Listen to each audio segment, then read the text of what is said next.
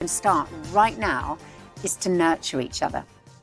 Nurturing each other involves seeking to meet each other's emotional needs, such as for affection, encouragement, support, comfort, and so on. And this creates emotional connection between us. We all have a longing to be known and to be loved by another person. It's as though there's an empty space inside us that needs to be filled up with another person's love and attention. When that space is empty, we feel lonely or alone. A new kitchen, promotion at work, or a holiday in the Caribbean won't fill up that space. And that's because we're made for close relationships. And that's why, when we fall in love, that space inside us is filled up. The first 2 chapters of the Bible give a fascinating account of how we're made for relationships. After God's repeated refrain in chapter 1 about creation, "It is good," suddenly, in chapter 2, God says, "It is not good for the man to be alone." Then, when God creates Eve and presents her to Adam, he bursts out spontaneously with the words, "This at last is bone of my bones and flesh of my flesh." Here is someone like him, someone who understands him, someone to whom he can relate and to whom he's strongly attracted. And that space inside Adam is filled right up. And when we're known intimately, when we're loved by another, we are no longer alone. However, we have to maintain our sense of togetherness. When the initial infatuation wears off, we can start to feel alone, to feel lonely again. And the way to keep filling this space inside is by recognizing and meeting each other's emotional needs. We need to reach for other people and how other people respond all our lives. The attachment theory of childhood relates to marriage in that it basically tells us what our vulnerabilities and our needs are, and that these vulnerabilities and needs continue into adulthood. And it tells us about the basic drama that plays out in love relationships.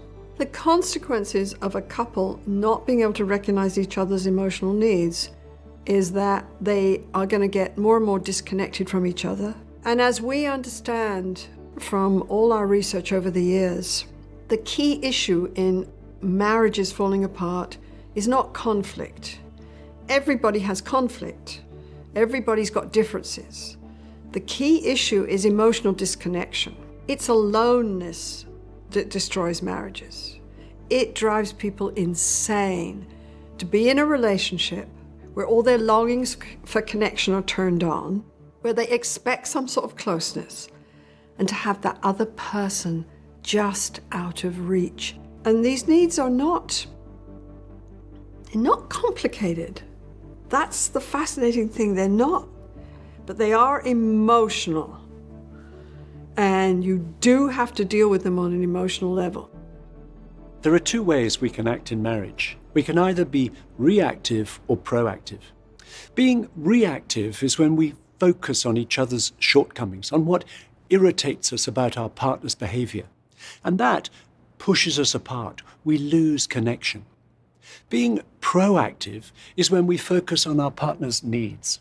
And that draws us together because then we both feel loved. And when we feel loved, we feel like loving. Being proactive builds connection. And we learned a lot about meeting emotional needs from a couple called David and Teresa Ferguson.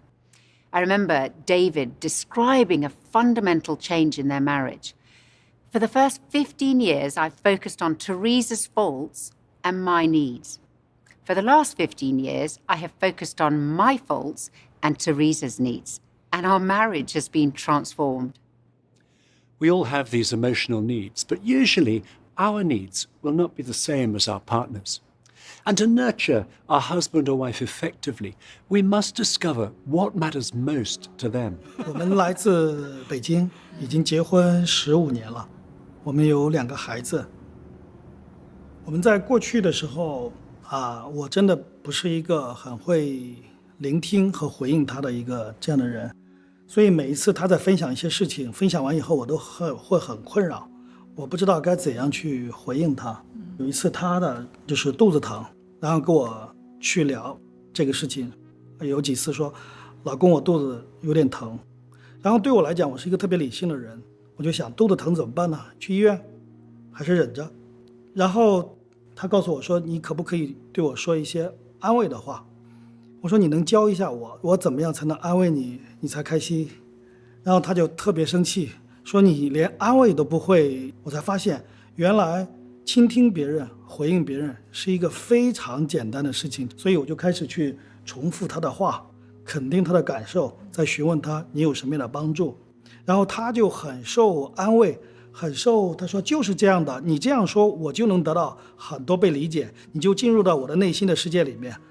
然后呢，我就其实也用这个方法来表达我的感受，他也非常吃惊。我觉得，哦，原来不是我一个人这样，其实他也把自己封闭在他的情感世界里面。